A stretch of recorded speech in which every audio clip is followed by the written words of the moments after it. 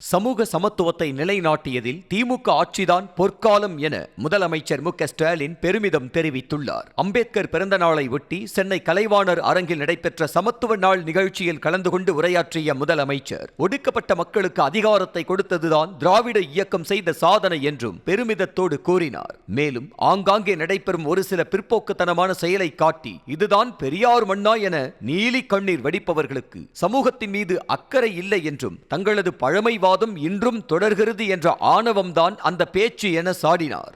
அங்கங்க நடக்கிற ஒரு சில பிற்போக்கு தனமான செயல்களை காட்டி இதுதான் பெரியார் மண்ணா, இதுதான் அம்பேத்கர் மண்ணான்னு நீலிக்கண் வெடிக்கிறவங்களோட எண்ணம் என்ன தெரியுமா?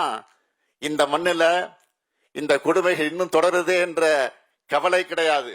அவங்களோட எண்ணம், நீங்க மாற்றத்தை விதைச்சிட்டு தான், பயன்படுத்திட்டு தான் பெருமைப்படக்கூடிய மண்ணில இன்னமும் எங்களுடைய பழமைவாதமும் பிற்போக்குத்தனமும் அடக்குமுறை இருக்குன்னு காமிக்கிறது ஆணவம் தான் அந்த பேச்சு.